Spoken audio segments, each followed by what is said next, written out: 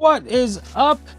And welcome back to yet another episode of the Camera Junkie live stream. My name's Luis, also known as Mr. Camera Junkie, where I always remind you to upgrade your skills before your gear. And if it's your first time here, welcome. Please be sure to introduce yourself into the chat so that you can get the nice Camera Junkie crew welcome. And as tradition goes around here, first thing that we always do is to go ahead and check to see who are the first Camera Junkies to make it into the chat.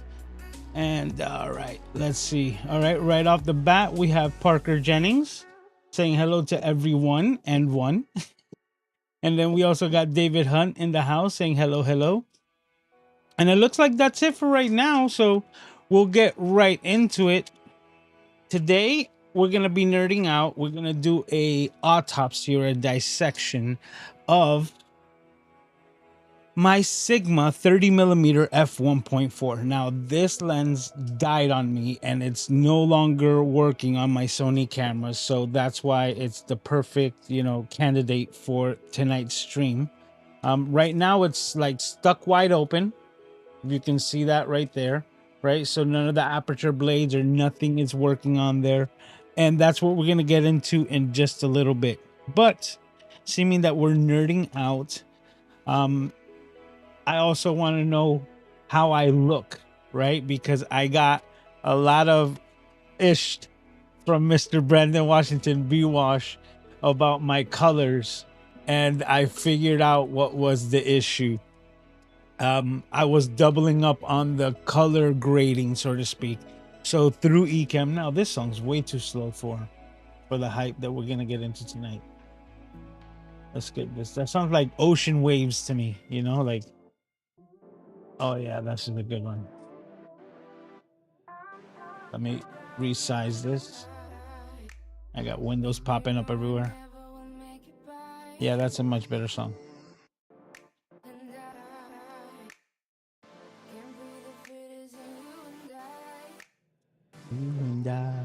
All right. So where was I? Oh yeah. So I've been trying to get like a fix on my lighting as well. So another thing that I've been doing is messing around with it, and I think I also got that fix, which helps the situation. So I'm gonna go into my behind the scenes, and before, whenever I would switch to this camera, this whole entire section was completely blown out because the light that I'm using to reflect actually was not gridded. I didn't have any type of grid on there, so the light was spilling all over the backdrop, thus causing different hues and different white balancing needs. Excuse me. But my biggest issue was that I had doubled up on the settings. So let me better explain here. If I go ahead and go into live demo. Nope, that's which window we're showing here. All right, there we go.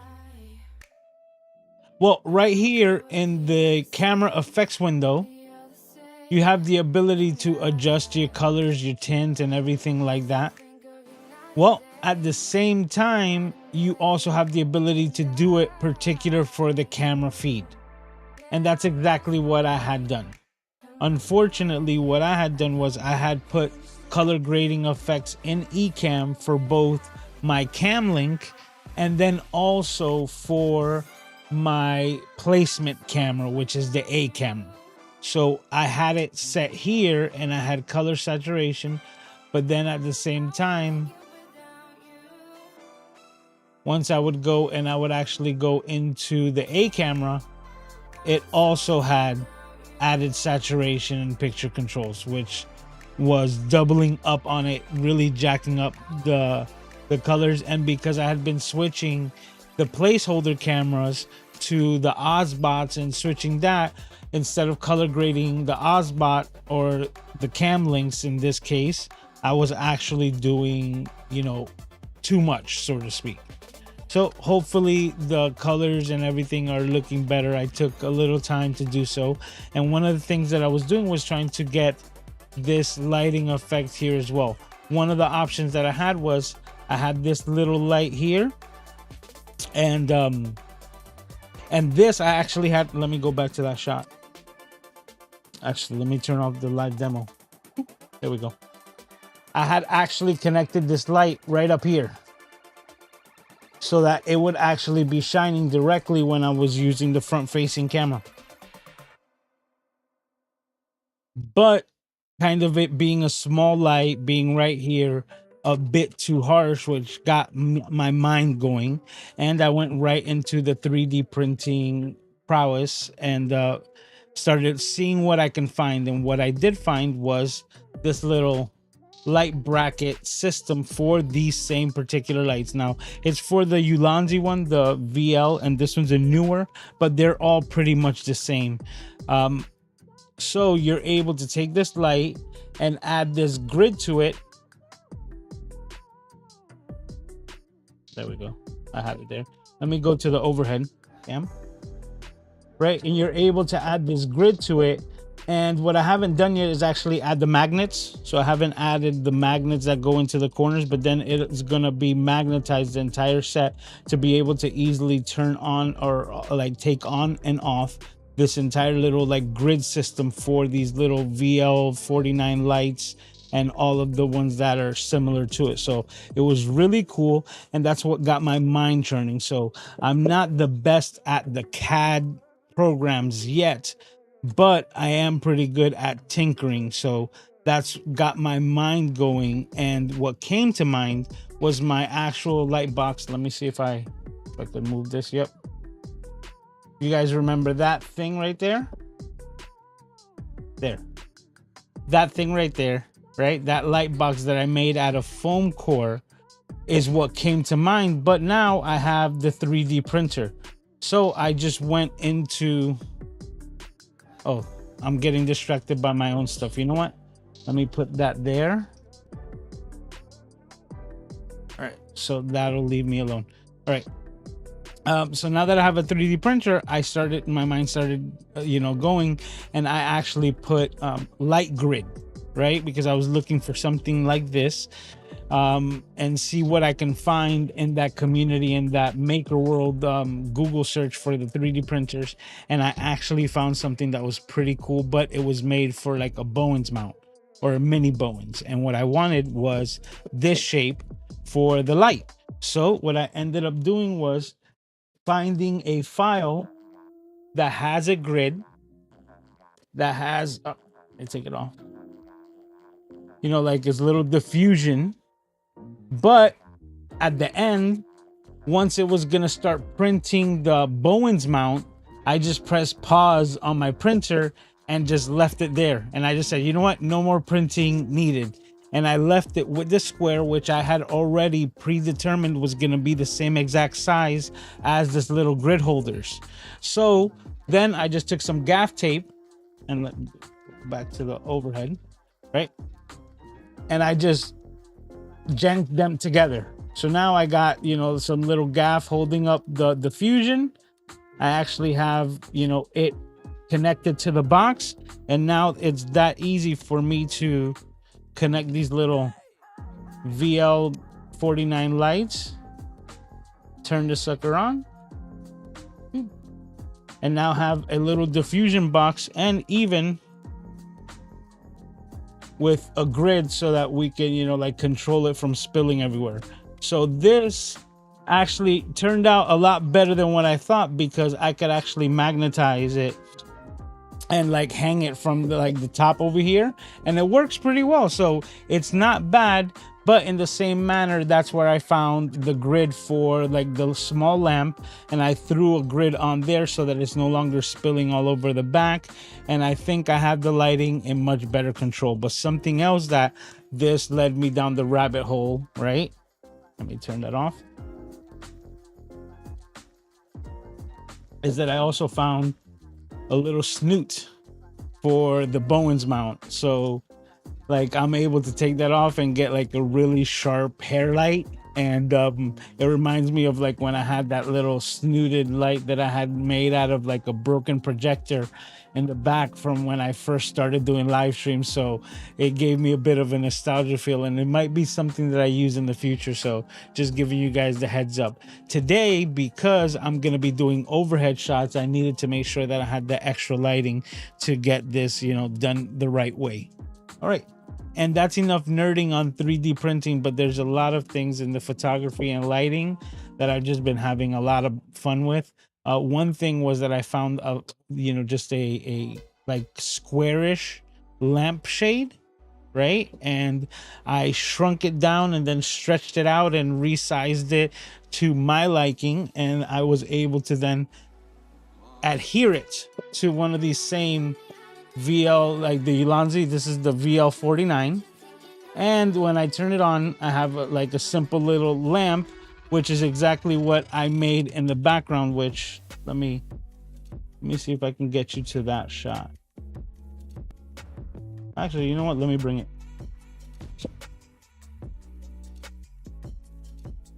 Much faster, much more efficient. See, so I throw the little color on it, got a nice little glow. And these lights that are kind of like hard to find a really good use, I just ended up 3D printing a little stand for it, for a lamp. Done and done.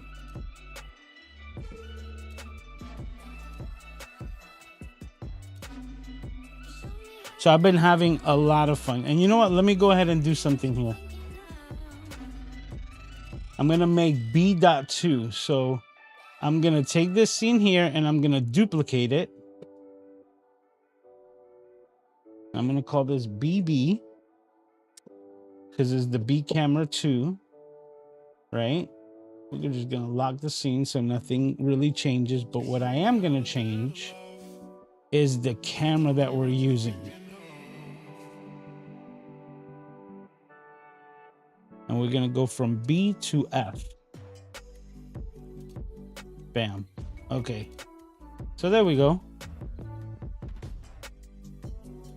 This is the OBS and this color grade is off as well.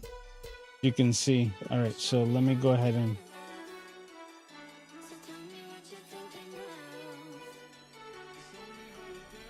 Yeah, let's reset camera F. Okay. Let's give it a little tint. Quick color grading, bit of saturation, some gamma.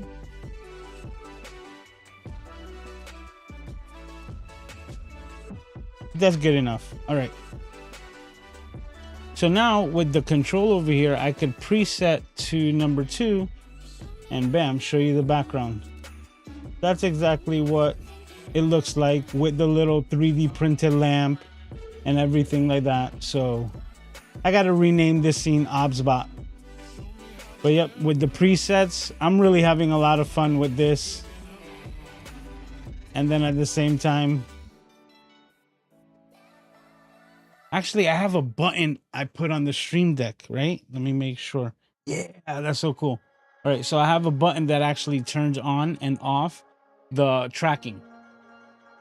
So I don't have to like be doing that whole hand gesture and making it like even more difficult. I can make it super easy so that when I hit a preset, right, it goes to this shot, and because it's preset, it's automatically going to turn off the tracking. And that's the way that I have it. But if I want to activate it, it's as simple as hitting a simple button on the Stream Deck. And you saw once it started like gliding and moving, and I've been having a lot of fun with this camera. So we could just leave that there. I'm gonna preset it and then go back to the main shot and get into it. So printed this little lampshade.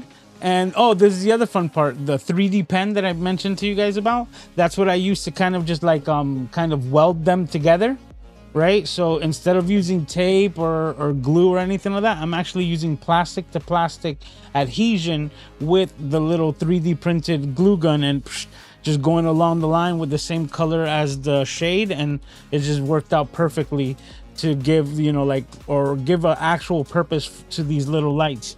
I've been having a lot of fun, and also to keep things dark for Aiden, just I put this on my desk, turn off all the lights, and this is just a small little light that's glowing over my keyboard and mouse that allows me to just like do the edits, and the only thing that's on is really like my screens. So all right, let's go back to the chat. We definitely got some more people came in here. We got Paul saying greetings. We also got Gretchen in the house saying hi to the MCJ crew. We got Kevin saying hello to everyone. We also got Carlos in the house saying hi all. Sly is in the house. Hi Sly, I hope you're feeling much better. Thoughts and prayers are always with you, but hope to see you back doing your lives. K-Wall's in the house saying hi to everyone. David, I said, I have the Ulanzi 40-watt portable light, and it's amazing. That's actually my hair light. That's the one that I have there, and that's what I got this little thing for. And I was really impressed with, you know, it's a snoot, so I could have made it out of cardboard, right? But, you know, 3D printing it, giving you a little plastic piece, and there's a couple of cool things that I've seen that people have been doing with Ulanzi's lights, because they actually have a fan that's built in that blows forward, right? And because it blows forward, it actually blows through the light modifiers. And with this or in others, you're able to actually have like one of those smoke machines and throw it on the back of these Ulanzi lights and have the smoke go through the light, through the fan, and then get pushed forward with the light so that you can get all the like mistiness of the smoke aspect that you want in your shot, but with the light in like direct light. It's just amazing concept, and I was like, you know what, that is such a cool thing that I never thought about it, but having a lot of fun with that as well. I got the 40 watt here, and this one is the 60 watt, and you know, just 100 watts split into two lights over here, and they've been working phenomenal. This one is rocking at 40%, and this one, I believe, if I remember correctly, is only at 10%, maybe 15. So K-Wall is Mr. 3D Junkie. I'm having so much fun with it because of it. Like I showed you guys before the wrenches that I 3D printed for the filters and like filter rings and stuff like that. So that's just one of the many. And you know what? Here's another 3D print of the week, which I'm really excited about. Let me go back to the overhead. Bam. Now it's a 3D print, right, for Canon cameras. Come on, focus. There we go. Okay, so this is my Neewer adapter for Sony cameras to Canon cameras. And this 3D print is for Canon cameras, so this is the way that I have it set up to connect my Sony cameras to do the same exact thing. And what it is a hollow tube, right? But it is the perfect diameter and setup for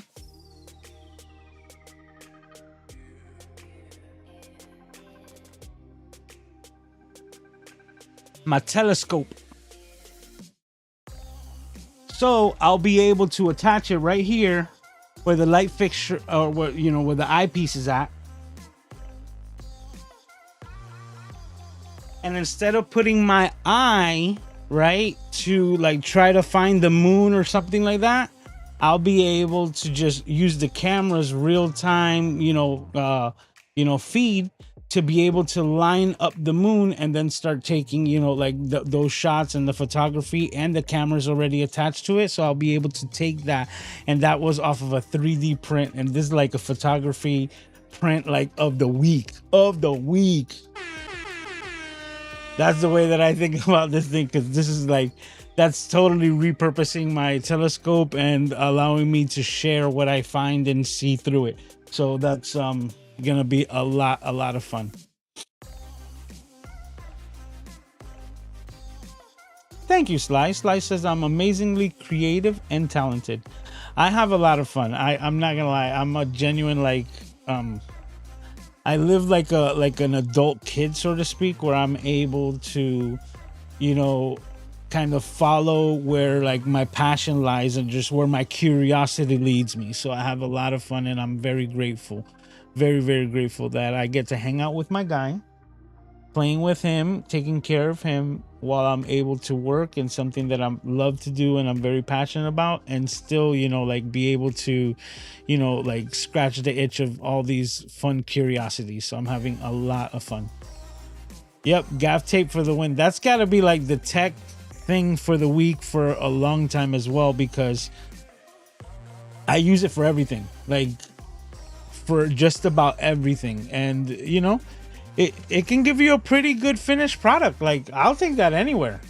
Like I know it's gaffed up, but I'm able to just, you know, make it look not janky, so to speak. And it's all black. That's for the win. Oh, and I wish I could show you guys. Let me see if I could, because I did this ahead of time. But before I put the modifier in the front, let me see if I can get in there. I was able to line the insides with aluminum foil. So I just took double-sided tape and I put it on the inside. Hopefully that conveys. But it's almost giving like a mirror effect to the, you know, to the diffusion in the front. Oh, that's a better shot where you can see like the wrinkliness of the foil and stuff like that. But that's just to make sure that it's a reflection and maximizing the light that's in it as well. So, you know, you get into the details, but this is, like I said, something that I'll take and I'll use anywhere. It works surprisingly well. But that's just like the next version 2.0 of my first, you know, light modifier over here with the foam core. So now we moved into plastics, and then we'll get into metals. It's just a progression, but we'll get there. We'll get there. I'm just having so much fun, guys. All right. It says, howdy, Bokeh. Oh, he's saying at Bokeh, so he's saying hi to Carlos. Yes. It says, next channel name, you're welcome. Look, we were just talking about this because this is the second person to bring this up, because we were talking 3D prints in class today. And somebody was saying like, oh, why don't you guys like start a 3D printing channel, you and Doc? And I'm like, not at all. I'm like, I'm making changes and doing things to get this one off the ground, right? And this one is a lot of work. I already have like the extra card channel that it hurts me that I neglect. You understand? Because I'm putting my time and efforts to this, and you know, and now the new experiment with Ecamm in Español, which that's a whole nother thing, because I had a really good conversation just last night with Brandon Washington about like the direction that I'm taking with that and how I could best market it, because, you know, I've been completely transparent. I'm trying to increase the affiliate sales for Ecamm in the Spanish community. And it came to like a really cool revelation of like how I need to make the videos.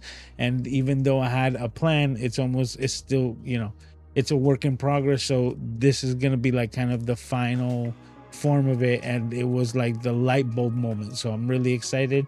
We'll talk more about that at another time, but we'll see. We have to get this one off the ground before we start doing, you know, 3D camera junkie stuff, or yeah 3D print junkie or something like that. Yeah. She also says, are you doing videos on these builds? They're awesome. You have a ton of these Ulanzi lights. Love your lampshades. Well, that's the whole thing. I'm going to be doing that stuff like in short form videos, and just basically like try to use what I demonstrated with you guys right now in clips.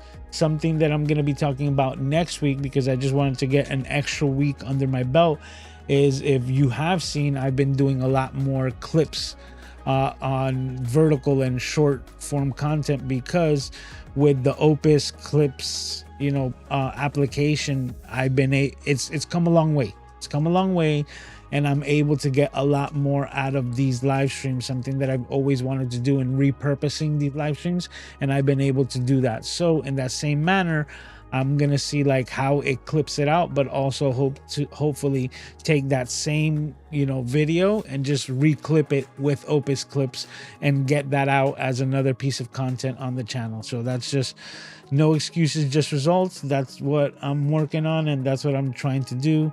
So it's like finishing projects and getting things done. So we continue.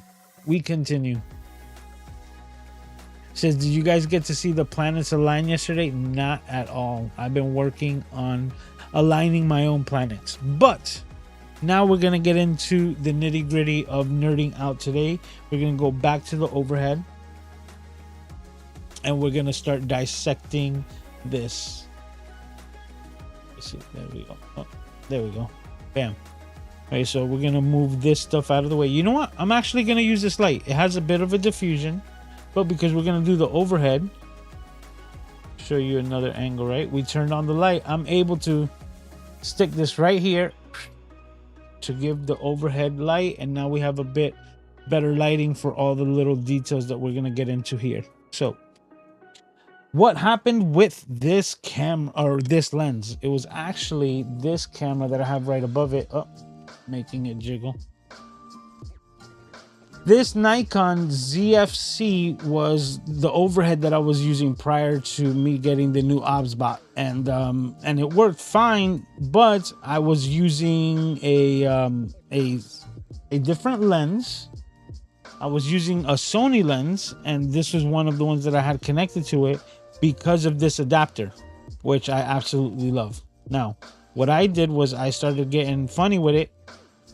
And I decided to start swapping lenses on a live stream on the fly while it was connected and on and powered. And this is something that I've mentioned to a bunch of just about everyone, is like, if you're going to swap out a lens, turn off your camera, right? If you have the ability to turn off your camera, you don't want to be like sliding and grinding all the connectors that you have here and all these open contacts while it's all powered up and juiced up, right? You want to kind of give it the time to recognize the lens that it's using so that it can calibrate and make those adjustments. Well, like I said, I got, I effed around and I found out. So I did one of these swaps, and when I went to go put this lens back on the live stream, it was dead. It was done so. And it hasn't come back, and when I tested it, it's just completely blurry on everything that I put it on. It's officially dead, which brings me to tonight's surprise, which is its replacement. So this shot that I have over here, my second not that one, this one, this is my Sony A6100. And this is a 28mm f2.8 lens that I have on it. It's a vintage manual. I believe it's a Nikon lens, but I digress. So this is what I had there, and this lens is the one that used to live there, and it's the closest thing that I had to the 30mm. So I threw the 28mm, and I kind of like the framing, a little less tight, a little wider. So in that ilk, this one died. To replace this lens, which will eventually find its way onto that camera, I got myself a new lens. It's an f2.8, and this is the newer 27mm. Now it's the LS50, I think it's called, right? APS-C E-mount, and you can see it's still in the plastic. So let's go ahead and start unboxing this and unlocking it. Right. Let me get to that shot once again.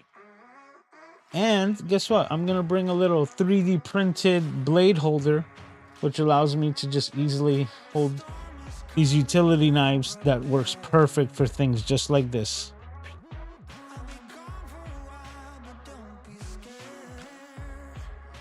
Now, why did I buy this lens? Well, it was already in my cart, so to speak, on Amazon.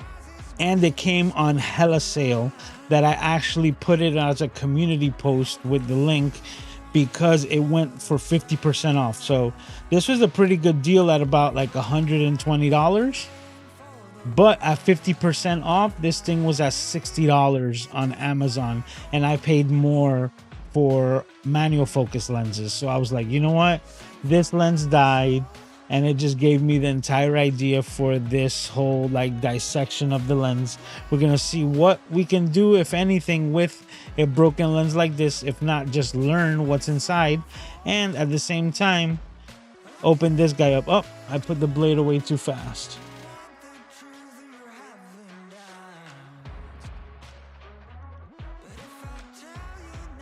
Bam.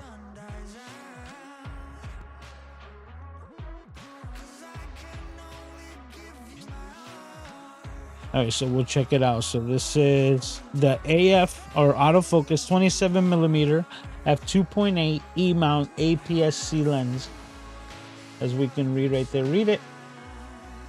There we go. Bam. So booklet, RTFM. We'll do that later. And this is the lens. Okay, a little bit of bubble wrap. Throw that back in there. Okay. Some more plastic wrap.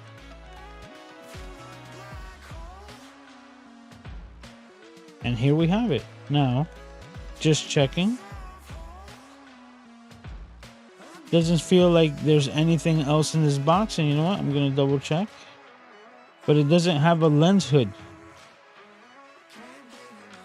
Not that I'm complaining, but just, yep, no lens hood. So it's just the lens. Some paperwork.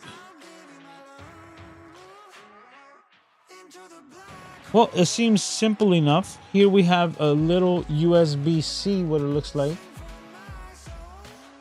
Yep, and that's gonna get lost in no time. This little rubber piece by itself, absolutely. So we have a USB-C connection. Is it gonna focus?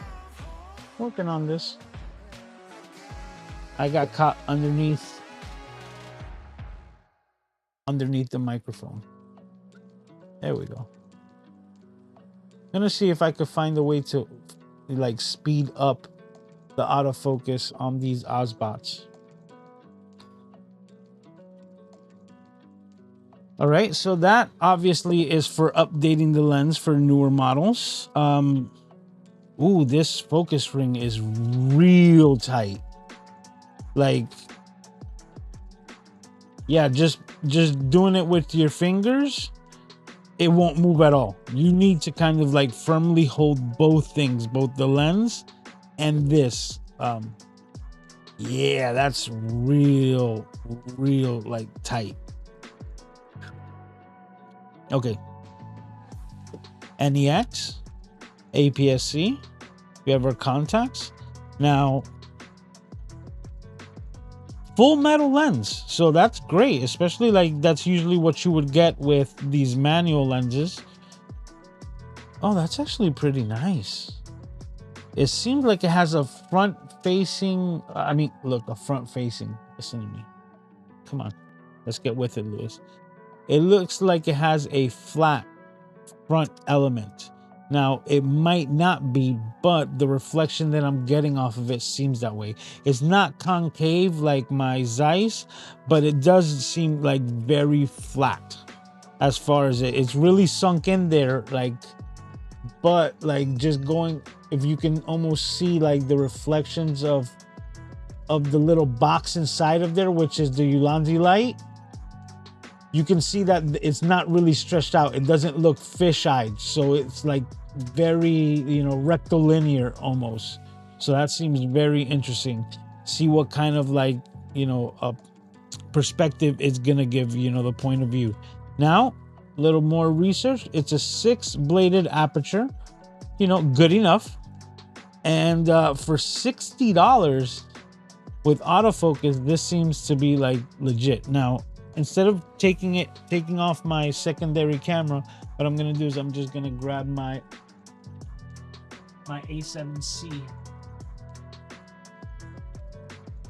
and learn my lesson. Make sure that the camera's off. All right, so take this lens out.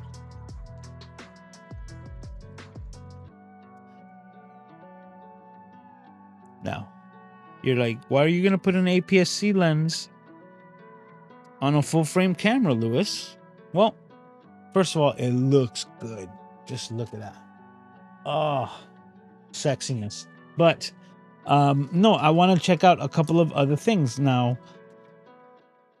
Yeah, kind of impressed right now. Let me make sure this is high definition. So you know what, this is what I wanted to see. Like, you know, some APS-C lenses, you know, you're gonna get some real bad vignetting, and this one does have it. You see what I'm saying? But I believe if we like move this into 4K and then with the active stabilization in 4K, I think that it will actually like crop in just enough where it might take a lot of that vignetting off and make it usable. So let's go ahead and check that out now. I'm switching my modes. This is 4K 60. Okay, the 4K 60. Ooh. Yeah, okay, so 4K is not bad. So this is just regular 4K. As you can see, we still have a bit of the vignettings in the corner. But if we go 4K 60, which is gonna give a little bit more of a crop as soon as I click into it. All right, did I go the right way? No, I went HD. 4K 60. All right. See, this is a pretty decent lens because even though it's designed for APS-C, it's got enough coverage for, you know, situations like this where it's not super 35, it's not, but it's full frame with a slight crop because of the active stabilization that allows you to use it on a full frame camera. Yeah, and that's no vignetting. Impressive. See? Things that you learn, and that's why we test. We test and we test and we test. So that's not bad. Let me see. Go to this over here. Not too bad. We're getting eye tracking. You know what? Let me show you guys, right, what it's doing. So you can see what's going on there. This is my front facing. As you can see, is doing the eye tracking, is doing the autofocus. My beard is red in there because of the focus peaking, and as you can see, everything seems to be working really well. Now, one thing, I got the headphones on, but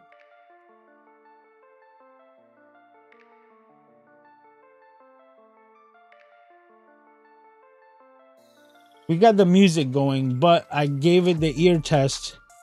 It does make a bit of noise, but I don't know if it's actually going to translate to the recording. And there we go. So now I'm going to go ahead and turn off this camera.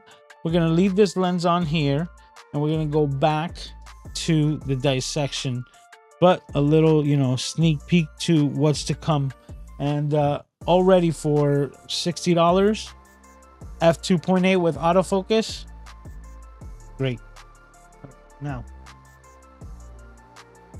I have my old Lobby Hobby toolkit, but I also have my new iFixit kit. So we have that as a backup, and this is the one we're going to use because it has more compartments for storage. So go ahead and let's grab a screwdriver. Actually love this. Okay, we're going to start in the back. We got 4 screws on the mount. There we go.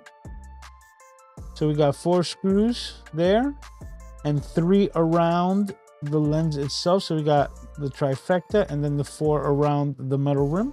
Let's go ahead and get started.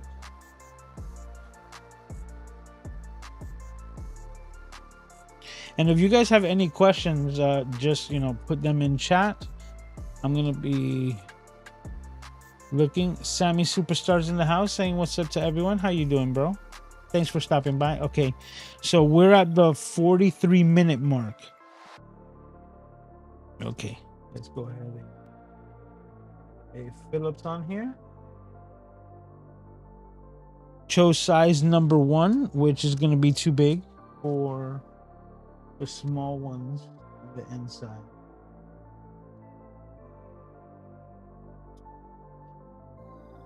Okay, we got 0 and 00, and let's start with 00 on the inside. That worked perfectly.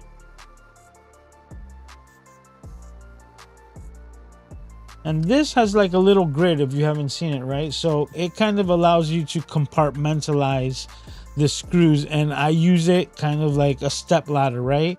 So if we're looking at it from the top down, we're starting at the top. Well, we're starting on the inner circle, so I'll start on the top part of this grid and start working my way down so that we know which screws go where according to, like, you know, the way it's built. Oh, let's skip this. This has a lot of words. Where's my mouse cursor? Okay. If I was on the Vision Pro, I would already be there. Boop. Click.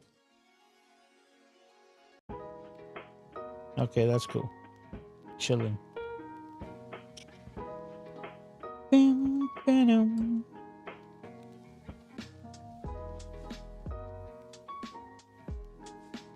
All right, so we're breaking things down now at the top. All right, we can leave that there. You know, I'm gonna try. Oh, perfect. So I just tried to just remove it, and that worked perfectly. We could just leave that there, and we already got our first look at the internals.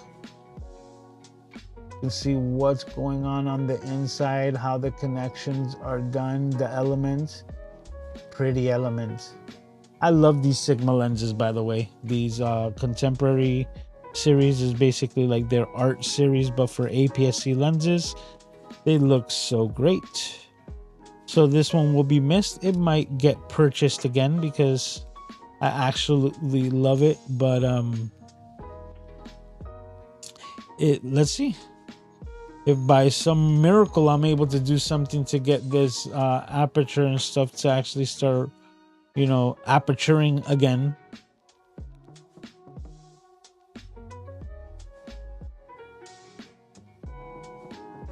But if not, it's always a learning experience, just the same, just to see like what's inside. You know, I've always been a what's inside type of person. I just never been the destructive type. Now, one thing I just noticed, the contacts that are there. Let me go ahead and once again. The contacts have two little screws, holding that little piece together. So that's the next thing we're taking off.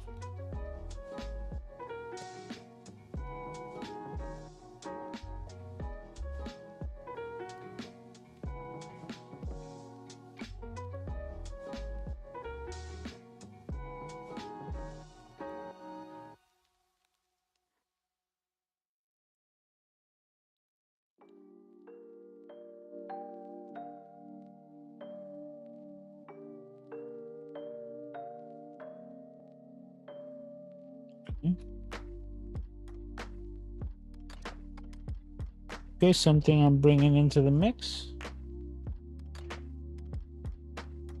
Pair of tweezers. Start moving some of these things out of the way.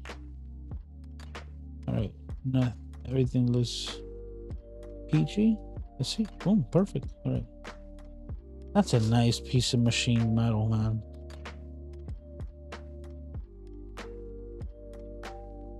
Like I like I look at this and I'm like, this is pretty. Nerding out on cameras. All right, so now this is something that I'm glad that I'm recording. And if you were to ever do like try to do work on lenses yourself, record or at least take photos of these crucial moments, which is these little flanges. Now you see I'm spinning them here. See?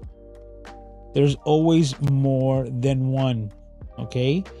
And this, believe it or not, are microns of an inch, right? Like, yeah, like 1/1000th or something like that. Like super, super thin, but they are what makes these lenses focus at the correct distance. So this is part of the magic that I've researched when it comes to lenses. So, you know, electronics, I always just kind of almost inherently understood them, right? But optics were something that I was just like, how, right? And it's through those little flanges, because they're going to space the back flange, which is this, which gets connected to your camera perfectly at the perfect distance to get premium focus, so that every other electronics that's already preset is works perfectly. And this is done at the factory. See? So right now we're working on our third and fourth. And this is the whole thing. If you were to take these off, right? And then when you're putting everything back together and you were to just leave those out and put this flange without it, nothing will be in focus.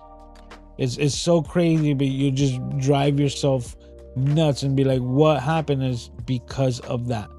So, you know, if you were to ever to do anything like this on your own, you know, keep that in mind. Right, so what are we looking at here? Ooh, this almost looks like a dead end. So, yeah, so from what I'm looking at the body, this is plastic, right? The metal starts here, right, with this focus ring. Okay, I'm seeing what's happening. Now, it looks like a dead end, but there's 3 holes here that actually allow you to get through to the next set of screws that are on the next like layer or the lower level. So right here.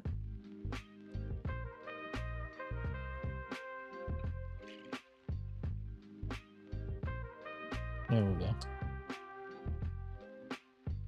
I might need to get the 0 Phillips head. Yep, much easier. Okay, next level down. This is so many years of experience of like taking things apart just to find out how they worked on the inside. Countless VCRs that I fixed for my mother. And, you know, even to the point where I opened up a repair shop fixing iPhones. All right, so now that we took those screws out, we have this connection here, but we have something right here. What it is exactly, I'm not sure, but it's definitely holding things down. And we don't want to rip anything that could potentially, yeah, it definitely looks like, what is it? Like a ribbon cable, right? All right. So right here, I'm taking this off. This is just a connection point. It's basically almost like a ground, right? And connects to all the other metal.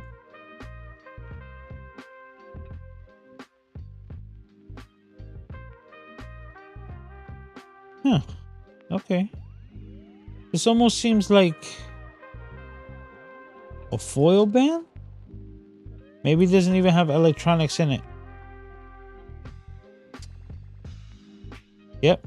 No electronics. Okay. So I was able to lift the adhesive right from there, and that should set this loose perfectly. Yeah. It's almost like it's there as a safety mechanism. See? I don't see like any real connections going through it, but definitely there almost as a security. Like, you know, like maybe that's like if seal is broken. I'm laughing because I just saw Paul's comment. Hey, what's up, Randy? It says, now I know who to send my repairs. Yes. Here's another thing, you know, like foreshadowing, but if I get the go-ahead from Mr. Jennings, I might be doing a dissection of this camera in hopes to repair the shutter. Right? This might not be like a dissection. This could just be a open and close case of repairing the shutter and getting this camera to work again. I just need to get the, you know, the green light from him. But funny that you say that, and hopefully this goes better than Mary Lou's camera unrepair. Yeah, that was funny because I wanted to help Mary Lou, but she was exploring, learning her things, and you know, it still came out to be a great video and a fun story in the end. All right, so now the next step, right, is that we're dealing with this circuit board. So we're getting to the first bit of electronics that are coming off of the connectors there, right, the contacts. Come on, focus. Focus, you must focus. All right, so we have screws holding down the little PCB board, and we have these connectors that are connected to it now. These, you know, I'm gonna do it while I still have it here. These right here, we're just gonna pull off. So those are just gonna pull off directly, but this last one here actually needs to be flipped up and kind of unlocked, right? So we're gonna go ahead and do that with the tweezers. Clap. There we go. So you see that little valve, that kind, or lever, a lever, yeah, that's better, not valve. And now this disconnects, showing you the contacts there, bam, and that's just, you know, the next piece. So we'll be able to take those off, and I'm gonna put the lens down, but we're just gonna pinch these corners here and disconnect them just like that. I wasn't gonna do it in the air, but hey.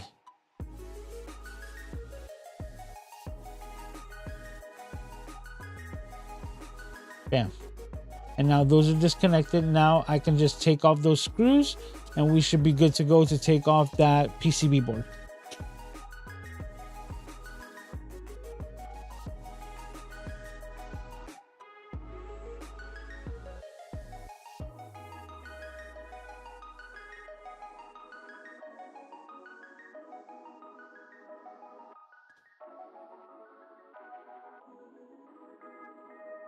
Because there's potentially two reasons why this went bad.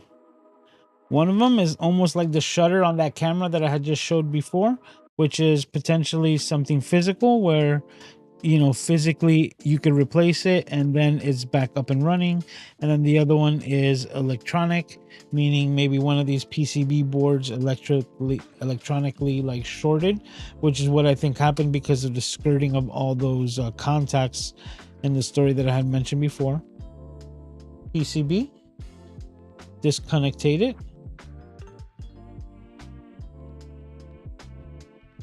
All right, and what do we have here?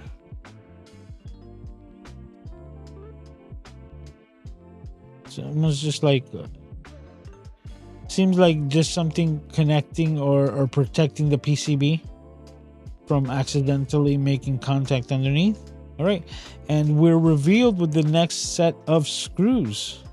So just underneath that plastic ring, we'll find three. Find them right there.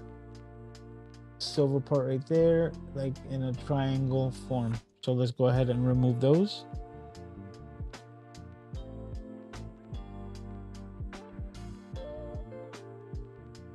I might not have the, you know, reconstruction of this done by the end of this live stream, but it will be just like the reverse of everything. You see, like of the ladder, the screws, and every step along the way. Just be building it back up. Deconstruction and reconstruction. But this is, you know, going back to Paul's comment about Mary Lou, the thing is being organized ahead of time, right? Having something like this is really going to keep you on track, because even if I were to step away and come back later, the screws aren't going to like flip my brain, which is where I think Mary Lou really lost it, because it's almost impossible to keep track of all that. All right, so I took that off, but I'm not seeing any movement of anything. Okay, there we go. The inside piece. All right. So this is an element. I wasn't expecting that. All right. So we slid off the first element. Okay, this is pretty cool. So as you can see, it's kind of all enclosed. We have some foam padding right around here, which is dust prevention. But it's also letting us know that, go ahead, I'm going to grab my duster.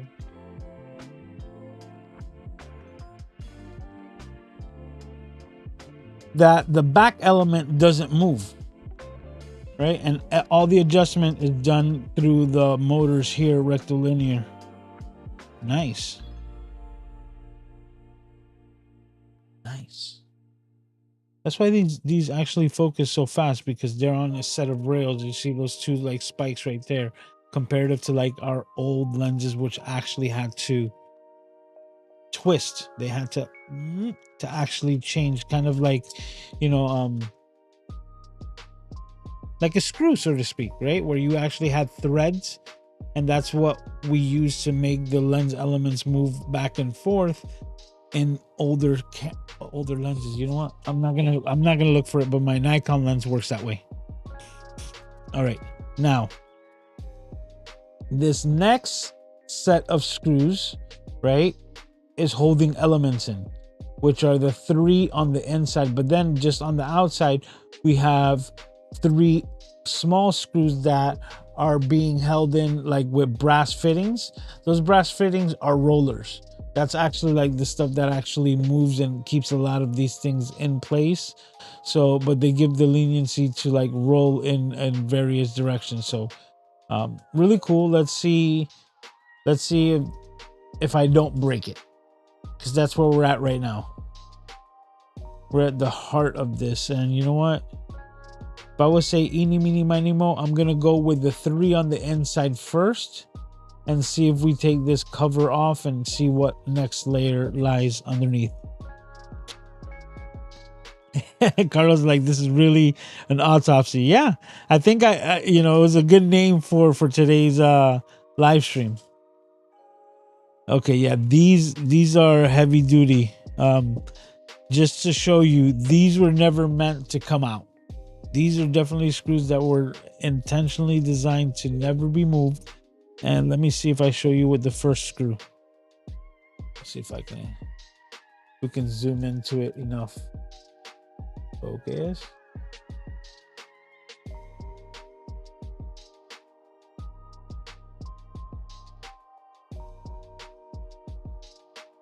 I don't think we're getting it. Oh, right there. Let's see. It's not showing it. The screw itself has a little adhesion. See, I grab it in a different way. There's like a little piece of paper that's stuck to it. That's actual glue. That's an actual adhesion, right? That I broke and disconnected, like a chemical bond between that screw and the plastic underneath. It's something that the manufacturers put so that no matter how many times this does, you know, gets dropped, vibration, the motors, it focuses, it does whatever it does, those screws will never back out. And, you know, as soon as you break that little seal, it goes white. Yeah.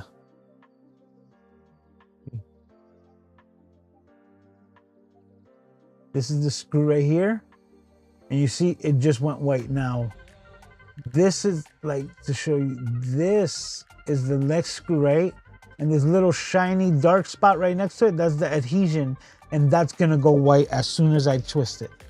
See if I can do it right on camera. But I could align it. There we go.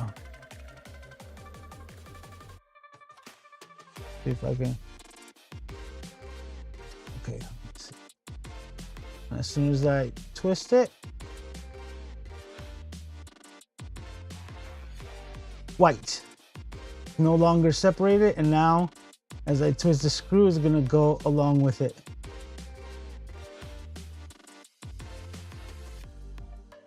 I can never say that I never tampered with this.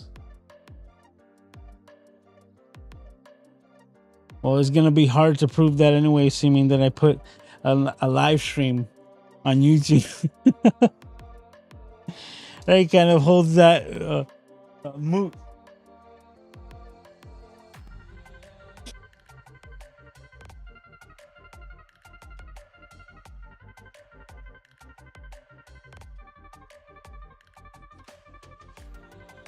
All right. So we have that there.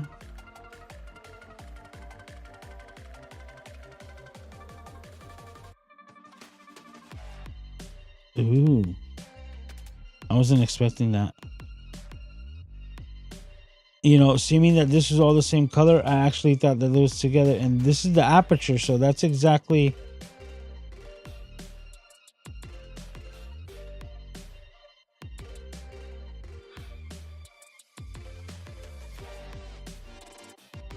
As you can see, we're definitely at the aperture blades, which is where I've been having the issue.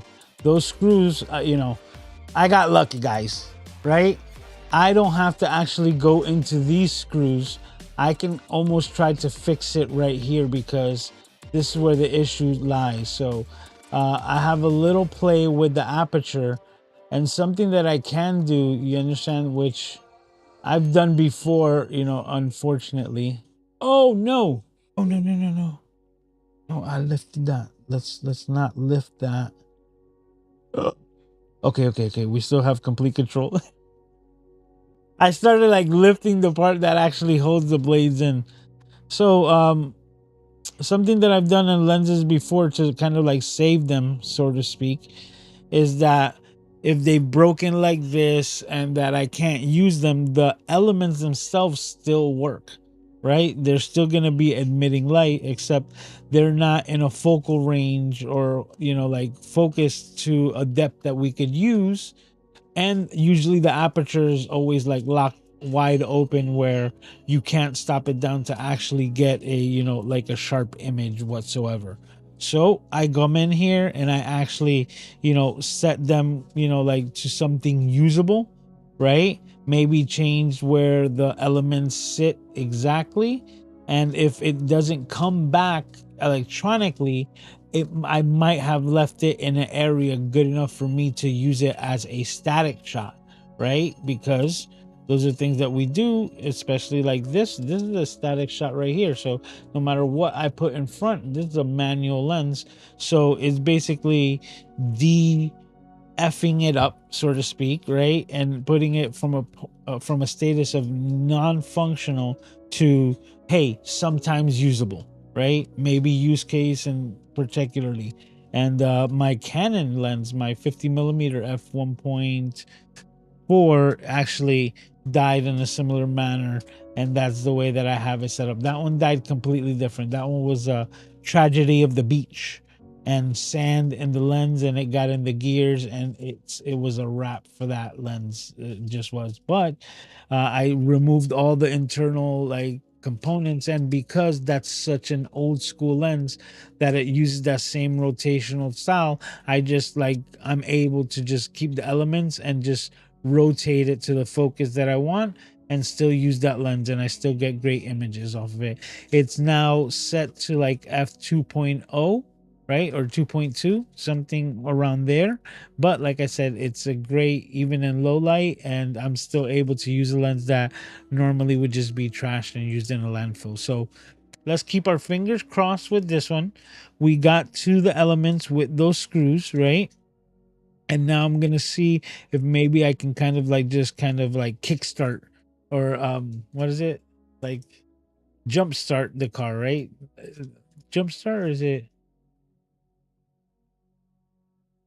I think that's it. Kickstart the car is when you do it with the clutch, right?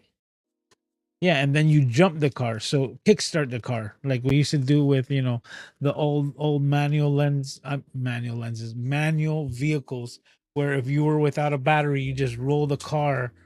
Like get a couple of your friends to just give you a push for like 15 feet, and then you just pop the clutch and kickstart that car on, and you were off and running, man. Back in the day, you see, that's we need to bring back the manuals, but that's a completely different conversation. Okay, we're definitely past the hour, so now it's time to get into the next section, which is City's Gone. Channels that I think you should go and watch. Let's kickstart the music. We put up with that slow melody in the last one, but we're gonna kickstart it again. Let's see what we got here. Okay. Boom, boom, boom. All right. So we're back to it. City's Gone. Channels that I think you should go and watch, and let me go pull that up. All right. All right. This is someone that I spoke about before, but let's bring him on. Hold on. I'm doing this wrong. You know what? Let's see if we can reclip it. See, now I'm redoing this for the Opus clips. So there we go. All right. And now we're ready for City's Gone, channels that I think you should go and watch. And this week we have none other than Mr. Brandon Talbot in his new channel, Caffeinated Cameras. Now, it is his new channel because of the fact that he actually, like, something that I learned recently was that this guy was like a pro, like, skateboarder and all this stuff, or and had a completely different life before he, you know, found his passion in photography, and that's what he's doing now. Like, I believe he lost his previous channel that had the history of all the things that he used to do, and he's very grateful to have this one now that he's called Caffeinated Camera. So I'm subscribed to his channel, but he's also part of the Duo podcast, which I have already referenced on Cities Gall, which is 16 Stops with Josh Satin. So, you know, he's also part of the Cities Gall crew. Oh, I forgot to take this off. There we go. Bam. And this is his new channel, Caffeinated Camera. So if you haven't heard of him at all, which you should have if you've listened to previous versions of this, but I digress. And you know, this is your first time of hearing of this channel, then let me be the first to introduce you to Mr. Brandon Talbot from Caffeinated Cameras. Now, another thing that has been changing as of late is that a lot of these people have been also hitting up the live streaming aspect, and he's the latest one to catch the bug. So if you haven't done so already, go check out his content and maybe subscribe. This week's Cities Gall channels that I think you should go and watch: Mr. Brandon Talbot from Caffeinated Cameras. All right, and I left that pause there for Opus. And we're gonna go, and yeah, we did it, guys. So it's been successful. Let's go ahead and let's go episode 222. So if you're wondering what that is, that means that we have been doing this for 222 consecutive weeks without skipping a beat. This goes back over 4 years, and I thank you for making this my favorite place to be week in and week out. I can't do this without you guys, and I really feel that this is going to be a year of growth for the channel with Opus clips and all these things that I've been mentioning. Next week I'm going to talk about that as well, so give you a little bit of the insight of what we're having getting ready for next week. I'm going to show you what I've learned and all the things that have changed with Opus clips, and how easy it is to actually, like, just start putting out the content in the repurposed manner. So if you haven't done so already, please be sure to hit the like button, subscribe so that you can be notified for next week's live stream, when we're going to be talking about Opus clips and how I've been using it for the past couple of weeks. I've skipped a couple of days this week of posting with it, and that's literally just because I've crashed out, exhausted, and been just super tired, and then realizing after the fact that I'm like, oh, I didn't post anything. But the cool part is that you could actually schedule these things, so that's what I'm going to be doing as well. I'm going to be dedicating an entire day for, like, my Opus clips editing and scheduling, so that it will be scheduled every single day, and then, you know, you could just set it and forget it, which is an amazing thing to do, which we're going to talk more about that next week. So guys, take care of yourselves and each other, and I can't wait to see all of your smiling faces right here next week while we do it all over again on the Mr. Camera Junkie YouTube channel. Well, till then, talk to you.